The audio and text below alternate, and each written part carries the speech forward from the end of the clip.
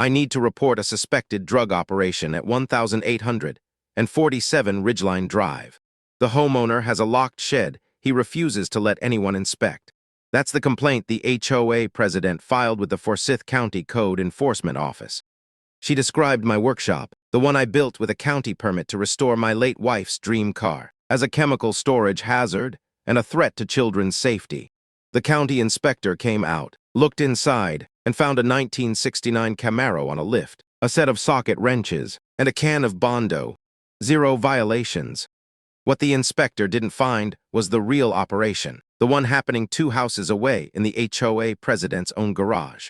50 stolen vehicles, carriers arriving at 2 a.m. with their headlights off, a chop shop run by her husband behind a cedar privacy fence.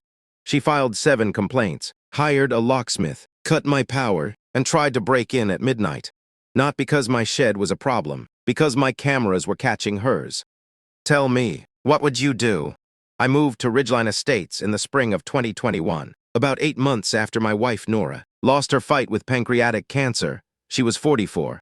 We'd been together since college, married for 9 years, and the last thing she ever said to me that made sense was about a car. A 1969 Camaro SS in Hugger Orange. We'd found it rusting in a barn outside Dalton when we were 26 years old. Bought it for $3,000 and swore we'd restore it together. Life kept getting in the way, kids, jobs, mortgage. Then the diagnosis came, and suddenly, a car didn't matter at all. After the funeral, I sold our house in Marietta and moved north to Forsyth County. I needed space, not from people, from memories. I found a 3-bedroom ranch on a half-acre lot in Ridgeline Estates, a gated community about 40 minutes north of Atlanta. The house had a detached 2-car garage, but what sold me was the backyard, flat, shaded by 2 massive water oaks, and big enough to build a proper workshop. I'm a fleet maintenance engineer for a regional trucking company. I fix things for a living. So within 3 months, I pulled a county building permit and built a 580-square-foot steel workshop shed behind the house. Concrete pad, insulated walls, a lift I bought second-hand from a shop in Cumming, and enough LED lighting to perform surgery. I hauled the Camaro out of storage, rolled it onto the lift, and started the restoration Nora, and I never finished. That shed became my church. Every evening after work, I'd walk out there with a beer, turn on the radio, and lose myself in the smell of motor oil and primer. The clang of a ratchet on a rusty bolt, the hiss of a sand blaster, peeling 40 years of neglect off a quarter panel. It was the only place where grief didn't follow me through the door. I met Brenda Calloway within my first week. She pulled up in a white Cadillac Escalade while I was unloading lumber for the shed frame. Blonde hair pinned up, linen blazer over yoga pants, oversized sunglasses that probably cost more than my circular saw. She stepped out carrying a clipboard like it was a weapon. "Welcome to Ridgeline," she said, looking past me at the lumber. "I'm Brenda Calloway, HOA president. 9 years," she said it the way some people say doctor or judge. Like the title was supposed to change the air pressure between us. I shook her hand and introduced myself. She smiled the way you smile at a stain on a new couch. Polite, but already planning how to remove it. "Just so you know," she said, "any exterior modifications need board approval before construction begins. We keep tight standards here." I told her I appreciated the heads up and that I'd already filed my permit with the county. She tilted her sunglasses down and looked at me like I'd spoken a foreign language. "The county does not run this neighborhood, Mr. Thorne." "I do." That was day 1. Over the next few weeks, I learned the basics. Brenda had been HOA president since 2013. Her husband, Dwayne, owned a used car dealership called Callaway Premier Motors off Highway 9.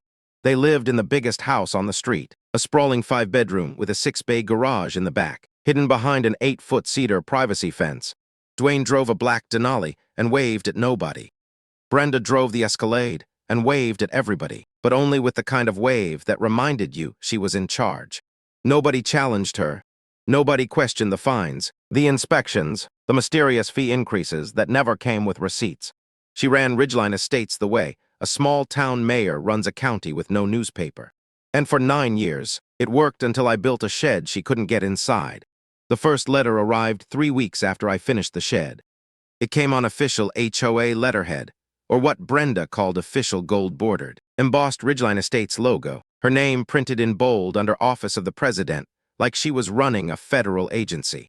The letter stated that my unauthorized commercial structure was in violation of Ridgeline Estates Community Standards, Section 4.7, and that I was being assessed a fine of $200 per day until the structure was removed or brought into compliance through board-approved inspection. $200 a day for a shed I built with a county permit. I sat at my kitchen table with a cup of coffee going cold and read the letter twice. Then I pulled up the CC and RS, the covenants, conditions, and restrictions that every homeowner signs when they buy into an HOA community. Most people never read them. I read every page.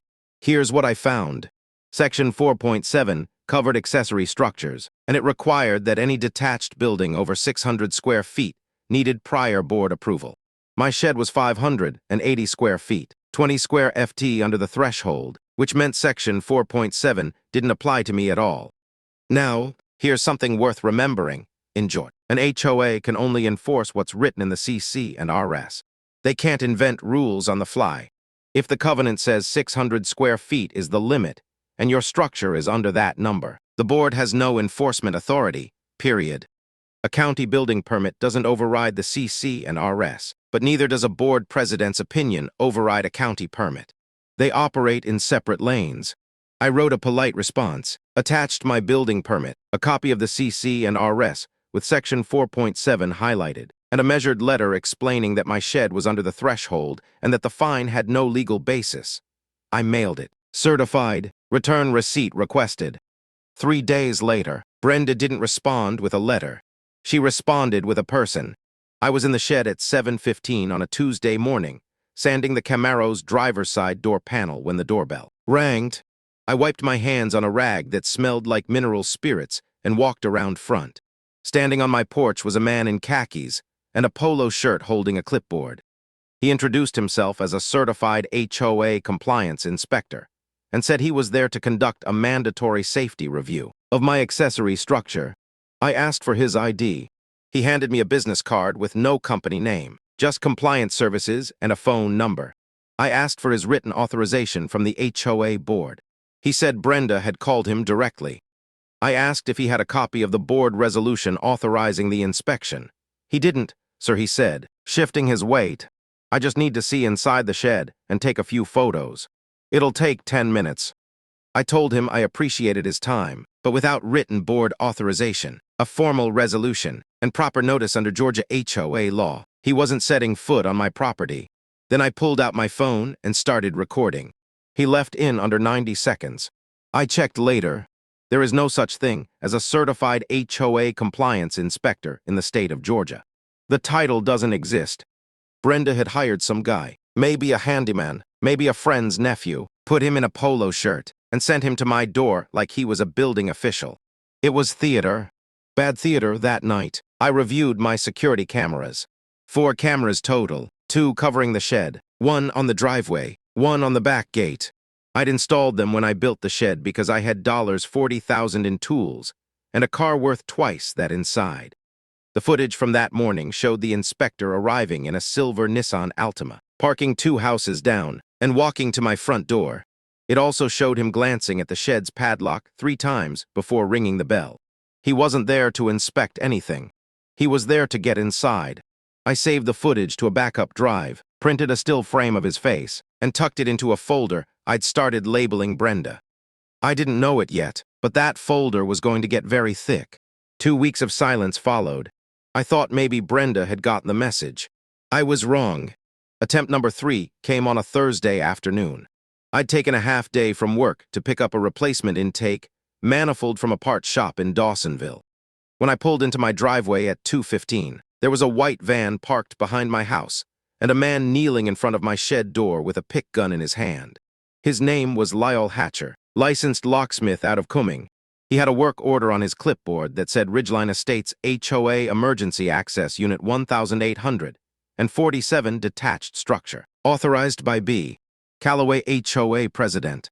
I stood 10 FT behind him and cleared my throat. He turned around and saw me standing there with my arms crossed and a look on my face that made him set the pick gun down on the concrete without being asked. Who authorized this? I said the HOA president, he said, She told me the homeowner was out of town and there was a water leak inside the structure. I'm the homeowner, I said.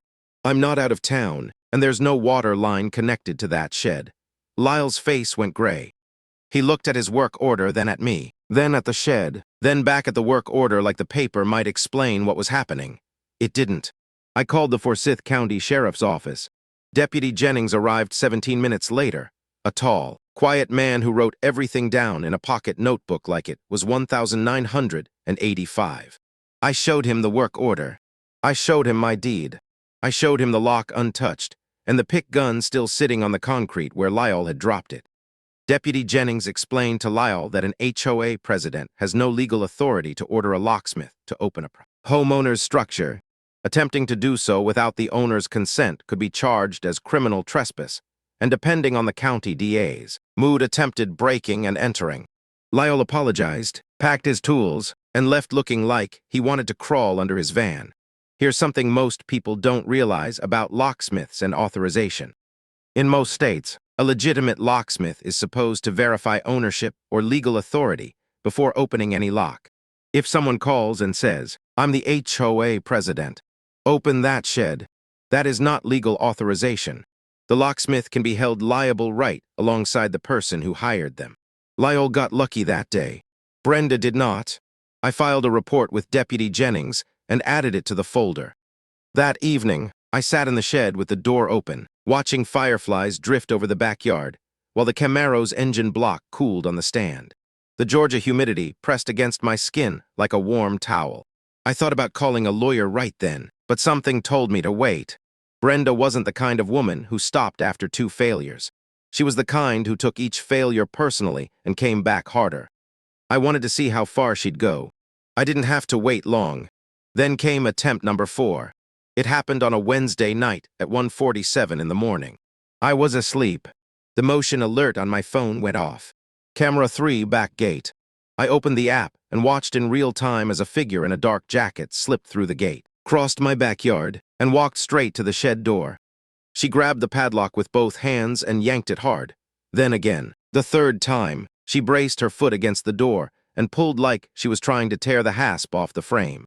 The camera had a clear angle on her face, blonde hair spilling out from under a dark hood. Those same oversized sunglasses she wore in daylight pushed up on her forehead. Brenda Calloway, HOA president, standing in my backyard at 1:47 in the morning, trying to rip the lock off my shed with her bare hands. She gave up after about 90 seconds, stepped back, looked around. Then she turned and walked back through the gate. But here's what caught my attention. While I was watching Brenda stumble through my backyard, something else was happening in the background of the camera frame. On the street behind my fence line, I could see the faint outline of a flatbed carrier. No headlights, no running lights, pulling slowly into the Calloway driveway 2 houses up. At the time, I didn't think much of it. Dwayne ran a dealership. Maybe he got late deliveries. I saved the footage, noted the timestamp, and added it to the folder. I changed the padlock to a heavier grade of blow, the kind you can't pick with a gun and can't cut with bolt cutters without making enough noise to wake the whole block. Then I lay in bed staring at the ceiling, listening to the crickets and the distant hum of a diesel engine that shouldn't have been running at 2:00 in the morning. Attempt number 5 was smarter. Brenda went official. 3 weeks after the midnight break-in, I received a registered letter, not from the HOA this time, but from the Forsyth County Code Enforcement Division. Someone had filed a formal complaint alleging that my workshop contained hazardous chemical storage, constituting a fire risk to adjacent residential properties. The complaint was anonymous, but the language accessory structure, community safety concern, unauthorized modification, read like it was copied straight from Brenda's HOA letterhead. A county inspector named Donaldson showed up 2 days later. Nice enough guy, steel-toed boots, hard hat, clipboard. He asked to see the shed, I said. Absolutely. Walked him straight in and let him look at everything. He spent 20 minutes inside. He checked the electrical panel up to code. He looked at the ventilation. I'd installed a proper exhaust system for welding and paint fumes. He opened every cabinet brake fluid, motor oil, a can of Bondo, some sandpaper. Nothing remotely hazardous by any residential standard. You've got a cleaner shop than most commercial garages I inspect, he said, initialing his form. Someone really doesn't like your shed," he added quietly as he walked back to his truck. I passed inspection with 0 violations. I asked for a copy of the report. Donaldson handed it to me and said I could also request the original complaint through a Georgia Open Records Act. Filing. I filed one the next morning. The response came back a week later. The complaint had been submitted online through the county portal. The name on the filing was Concerned Resident Ridgeline Estates. The email address was a throwaway Gmail, but the IP address logged by the county system traced back to a device registered under the Ridgeline Estates HOA business account.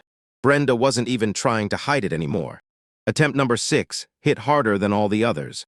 I came home from work on a Friday evening, and the house was dark. Not just the lights, everything. No hum from the refrigerator. No glow from the alarm panel. The security cameras were offline. The air conditioning was dead. And in July in Georgia, that matters. The air inside the house felt like the inside of a mouth. Hot, wet, and close. I called Georgia Power. After 20 minutes on hold, a supervisor told me that an authorized representative of Ridgeline Estates, HOA, had contacted them regarding a verified electrical safety concern at Unit 1847 and requested an emergency disconnection pending inspection. I asked who authorized it. She read me the name, Brenda Calloway, HOA president. I told the supervisor that no safety concern existed, that no inspection had been scheduled, and that the HOA had no legal authority to request disconnection of a private homeowner's utility service. She put me on hold again. 15 minutes later, she came back and said Georgia Power would restore service within 4 hours and flagged the account. Here's what most people don't know. Falsely requesting a utility disconnection in someone else's name, especially by impersonating an authorized representative, can constitute utility fraud under Georgia law. Depending on the circumstances, it's a felony. Brenda had just committed one on the record, but the damage was already done. My cameras had been offline for 6 hours. 6 hours of blind spots. 6 hours where anyone could have walked up to my shed, my garage, my front door, and I'd have no footage. I pulled the last footage captured before the blackout. Camera 2, the driveway angle, showed Brenda's white Escalade pulling up to the neighborhood electrical junction box at 4:12 that morning. She got out, opened the panel, and made a phone call. 20 minutes later, Georgia Power killed my service. She hadn't just filed a complaint. She'd physically gone to the junction box, confirmed which breaker fed my address, and called it in herself. At 4 in the morning, that's when something shifted inside me. This wasn't petty HOA harassment anymore. This was a woman who was willing to commit felonies to get inside or shut down my shed. And the question I couldn't stop asking myself was no longer, why does she hate my shed? It was, what is she so afraid my cameras will see? I drove to a hardware store in that afternoon and bought a solar-powered trail camera with cellular backup. I mounted it under the eave of the shed roof, angled to cover both the shed entrance and the street behind my back fence. If Brenda wanted to blind me, she was going to have to tear down the sun. The trail camera changed everything. It ran on a solar panel the size of a paperback book and stored footage on a cellular-connected SD card that uploaded to the cloud every 6 hours. No wires, no power grid, no way for Brenda to shut it down, unless she climbed a ladder and physically ripped it off the wall. And by then, it would have already captured her face doing it. The first week, I reviewed the footage, mostly looking for Brenda. What I found instead was her husband. Monday night, 1:32 a.m. A white cab-over carrier with no markings pulled into the Calloway driveway. The driver backed it straight through the open gate and into the 6-bay garage behind the house. The garage doors closed. 40 minutes later, the carrier rolled out empty. Wednesday night, 2:15 a.m. Another carrier, different truck, same pattern in full out empty. Thursday night, 12:50 a.m. This time, a covered flatbed, 2 vehicles under tarps. In through the gate, into the garage. The flatbed left 20 minutes later with no tarps and no vehicles. By Sunday, I had counted 11 carrier arrivals in 7 nights. I sat in my shed at midnight, the footage playing on my laptop, the Camaro quiet on the lift behind me, and I felt the floor drop out from under every assumption I'd made about Brenda Calloway. She didn't want to inspect my shed. She didn't care about violations or chemical storage or community standards. She wanted my cameras gone. All 7 attempts, The fake inspector, the locksmith, the midnight break-in, the county complaint, the power cut, the fake utility request. Every single one was about one thing. The hard drives inside my shed that stored security footage of the street behind my fence. My cameras had a clear sight line to the Callaway driveway entrance. Every carrier, every arrival, every 2 a.m. delivery, it was all on my drives. Brenda wasn't trying to enforce HOA rules. She was trying to destroy evidence. I called Clay Burgess. Clay lived 3 houses down and had been in the neighborhood since it was built. 62 years old, retired master plumber, the kind of man who fixed things for neighbors without being asked and never brought it up later. Clay, I said, have you noticed trucks coming and going from the Callaway place at night? He was quiet for a second. Garrett, I've been hearing those trucks for 2 years. Big rigs, always late. I figured Dwayne was doing dealership runs. What if it's not dealership inventory? Another pause. Then I'd say, someone needs to make a phone call. I told Clay what I'd seen. The carriers, the tarps, the blacked-out headlights, the pattern. He listened without interrupting. When I finished, he said one thing. You remember that Callaway Motors billboard on Highway 9? The one that says best selection in Forsyth County. I always thought that was a hell of a lot of cars for a 3-man lot.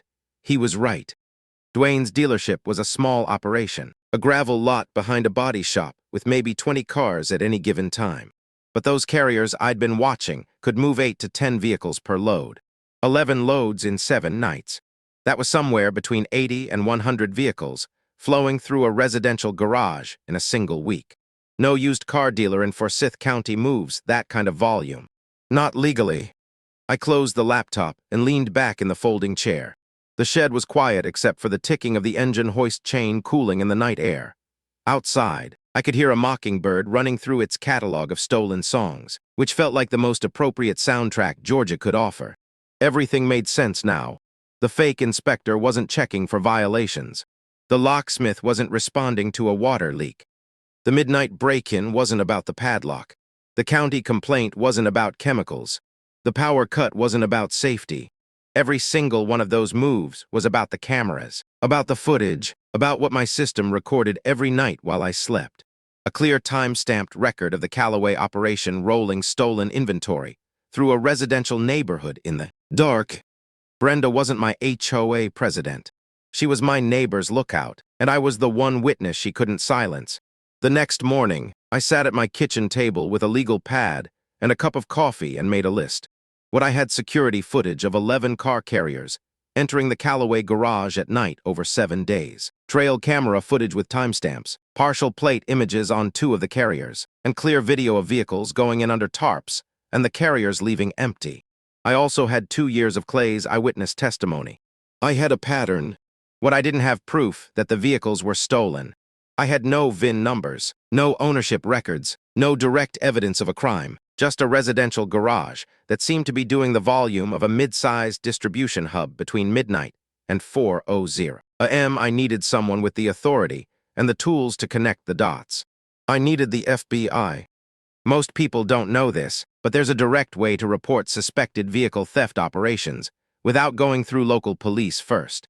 The National Insurance Crime Bureau, NICB, operates a toll-free hotline, 1-800-TEL-NICB. It's a nonprofit organization that works directly with federal and state law enforcement. Anyone can call. You don't need to be a victim. You don't need evidence that would hold up in court. You just need a reasonable suspicion and enough detail to justify an investigation. I called on a Monday morning from the parking lot of my office. The intake agent listened for 12 minutes without interrupting. I gave them everything, the address, the footage timestamps, the carrier descriptions, the 2 partial plate numbers, the volume pattern, and the fact that the property owner operated a used car dealership. The agent thanked me, assigned a case number, and told me someone would be in touch. 5 days later, my phone rang. The caller ID said U.S. Department of Justice. Special Agent Whitfield introduced himself as a member of the FBI's Auto Theft Task Force working out of the Atlanta field office. He spoke slowly, carefully, like every word was a brick he was placing in a wall. He asked me to describe what I'd seen. I told him everything again. He asked about the cameras. I told him the make, model, resolution, angle, and storage system.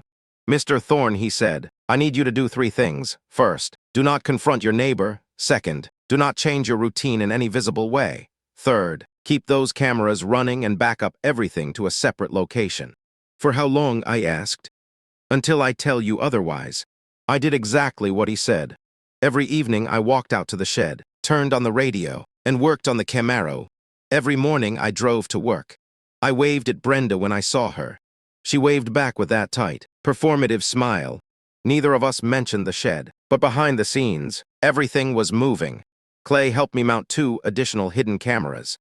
One inside a ceramic planter on the front porch, angled to cover the driveway and the street.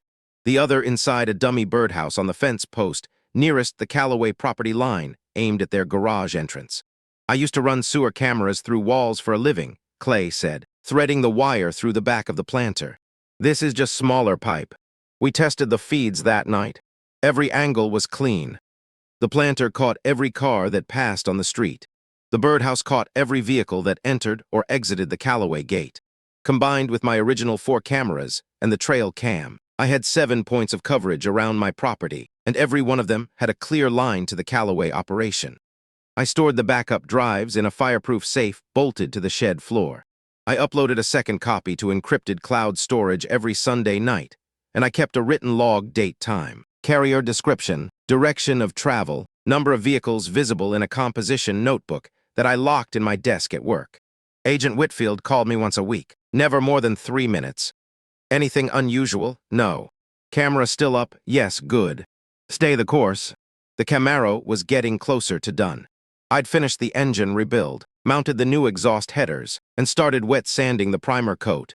The Hugger orange paint was sitting in 3 sealed cans on the shelf waiting. Nora would have loved this part, the quiet before the color. She used to say that the best part of building something wasn't the finished product. It was the last 10% when you could finally see what it was becoming. I was in that last 10% now with the car and with Brenda. Brenda wasn't done. She was getting desperate. And desperate people make louder mistakes. Attempt number 7 came through a 16-year-old kid named Tyler Poole. He lived 4 houses down with his mother, a single parent who worked nights at the hospital in Cumming. Tyler was the kind of kid who cut lawns in the summer and didn't make trouble. Brenda found the gap between those 2 facts and drove a truck through it. On a Saturday morning, I was in the shed changing the Camaro's fuel lines when the planter camera picked up movement in my garage. I opened the feed on my phone and watched Tyler Poole walk into my open garage, scan the wall where I kept my key rack, and reached for the ring with the shed keys. He got his hand on the ring before I stepped into the doorway. Tyler. He froze like a rabbit caught in headlights. The keys jingled in his hand. He looked at me, looked at the keys, and his eyes filled up like a faucet. "She told me you wouldn't be home," he said. "She told me you owed the HOA money, and she needed the keys to do an appraisal." "Who told you that?" "Mrs. Callaway." I didn't raise my voice. I walked over, took the keys from his hand, and told him to sit down on the bench. He cried for a full minute. Then he told me Brenda had offered him $200 to grab the shed keys off my rack and bring them to her house. $200. That's what my shed was worth to her. That's what a 16-year-old kid's clean record was worth to her.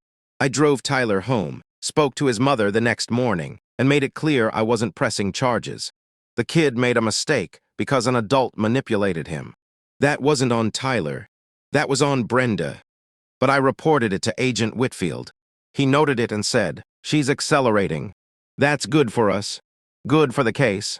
Terrible for my blood pressure." The following week, Brenda moved to the nuclear option inside the HOA. She convened an emergency board meeting, 4 members besides herself, and presented a motion to place a $14,000 lien on my property for accumulated unpaid compliance fines. If the lien held and I didn't pay, the HOA could theoretically initiate foreclosure proceedings. $14,000 for a shed that passed every inspection and violated no covenant. In Georgia, an HOA can place a lien for unpaid assessments, but fabricated fines based on non-existent violations don't meet the legal standard. The problem was most homeowners don't know that. Most homeowners see lien and foreclosure and panic. I didn't panic, but I did get angry. The vote was supposed to be 3-2 in my favor. I knew because Tammy Sloan, the board secretary, had told Clay in confidence that she and one other member planned to vote against the lien. Tammy had been on the board 6 years and had watched Brenda bulldoze every objection with a smile and a clipboard. She was tired of it, but the minutes that came out of that meeting told a different story. According to the official record, the vote was 4-1 in favor of the lien. Brenda had flipped the numbers. Tammy called Clay that night. She changed the vote. Tammy said, "I voted no." Patterson voted no. She wrote us both down as yes. Clay brought me the message the next morning over coffee on my porch. I added it to the folder, which was now more of a binder. Meanwhile, Brenda launched a whisper campaign. She told neighbors I was running a suspicious operation out of my shed. She told the couple next door that she'd heard from a source I might be storing drugs. She told the family across the street that she'd seen strange people coming and going from my property at night. The irony was so thick I could have spread it on toast. The woman with carriers rolling through her garage at 2 a.m. was telling people that I was the suspicious one. Some neighbors stopped waving. A few crossed the street when they saw me checking my mail. My next-door neighbor's kid, a 7-year-old I used to let help me wash my truck on weekends, stopped coming over. His mom pulled him inside when I walked by. That stung worse than the lien. $14,000 is just money. You can fight money with a lawyer and a filing, but watching your neighbors treat you like a threat because a woman who runs a chop shop told them you were dangerous. That's the kind of wound that doesn't come with a legal remedy. I kept working on the Camaro every night. I kept waving at people who didn't wave back, and I kept the cameras running. 2 days after the lien notice hit my mailbox, a legal envelope arrived from a firm in Atlanta, Crowell, Beauchamp, and Stark. Brenda had hired real lawyers. The letter was 3 pages of clean, professional intimidation. It demanded that I dismantle my non-conforming accessory structure within 30 calendar days, or face a civil lawsuit, seeking injunctive relief, punitive damages, and recovery of the HOA's legal costs. The language was careful, but the message was simple. Tear it down, or we will bankrupt you trying to keep it. I sat in my truck in the driveway and read it twice. The sun was going down over the treeing, and the paper turned orange in my hands.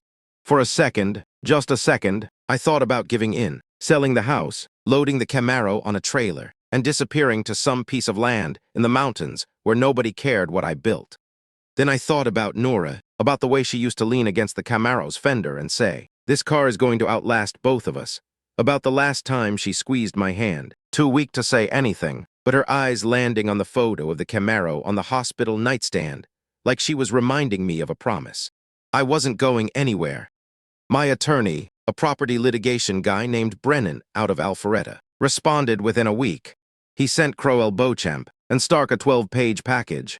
Inside a certified copy of the county building permit, the full CC and RS with section 4.7 annotated, the county inspection report showing 0 violations, the Georgia Open Records Act response showing the anonymous complaint traced to the HOA business account, Deputy Jennings' report on the locksmith incident, the Georgia Power record of the fraudulent disconnection, and a letter from my surveyor confirming the shed sat entirely within my property line.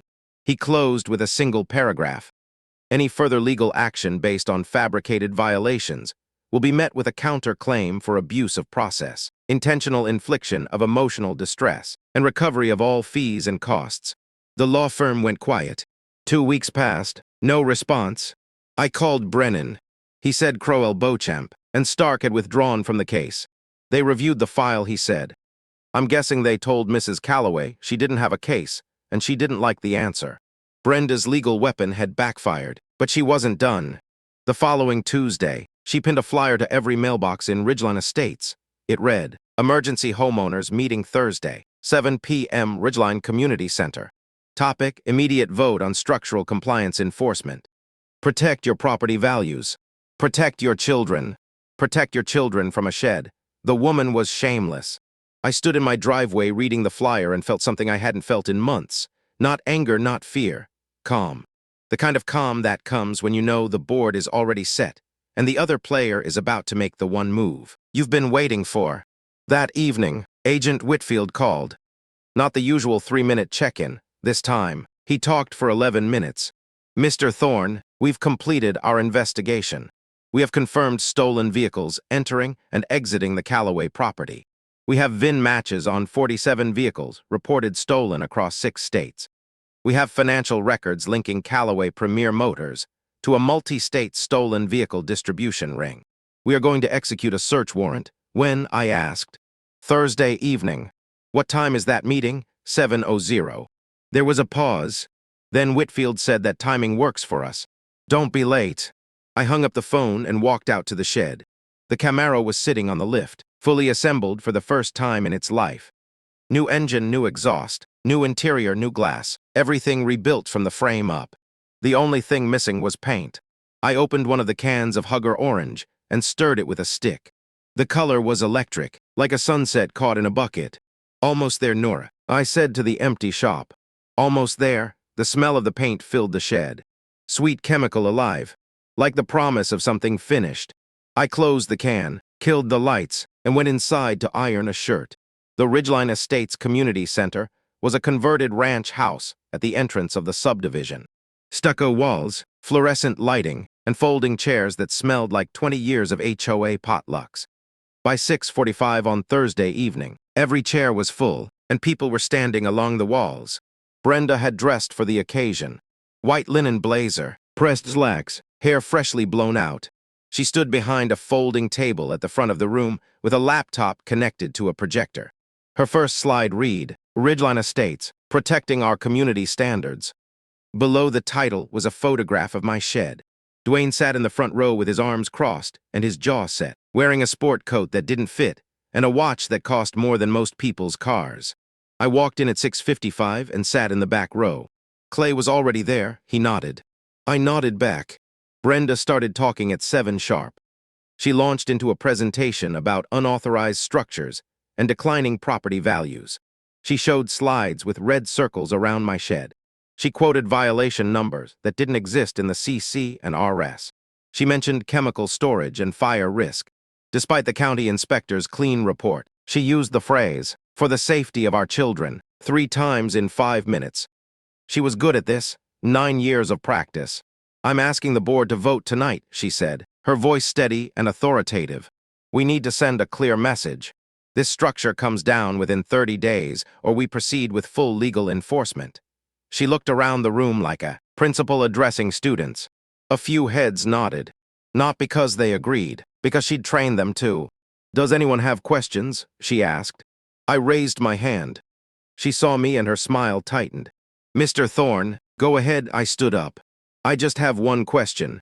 Are you planning to present evidence of an actual CC and R violation? Or are we voting based on your personal opinion? The room went quiet. Brenda's eyes hardened. She opened her mouth to respond. The back door opened. Special Agent Whitfield walked in first dark suit, badge on his belt, face like a stone wall.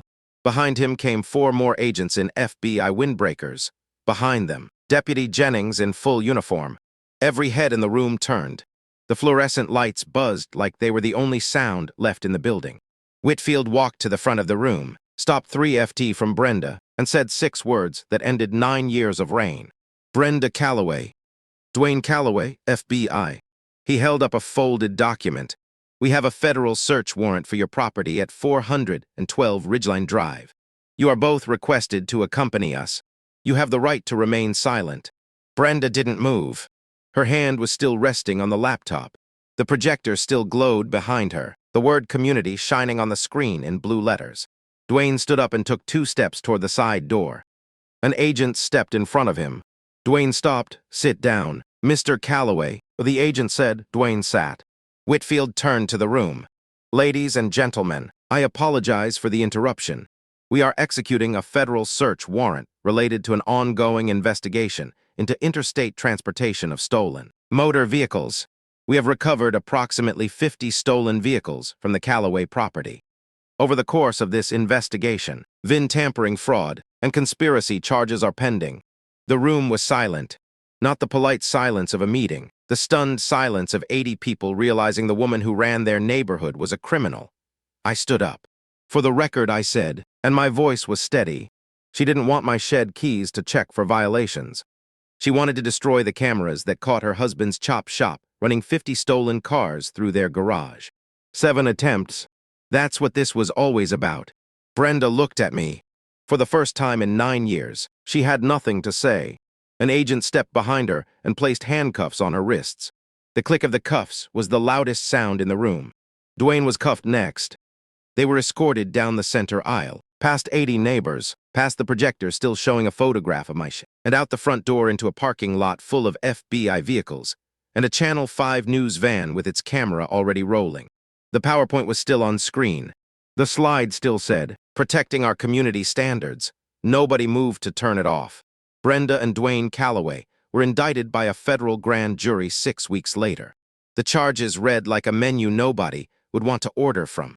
Interstate transportation of stolen motor vehicles, conspiracy to commit VIN tampering, wire fraud, and money laundering. The FBI's investigation had traced the operation back 3 years. Roughly 600 stolen vehicles moved through that 6-bay garage under cover of darkness, while Brenda ran the HOA, like a personal thief above ground. Brenda picked up additional state charges on her own.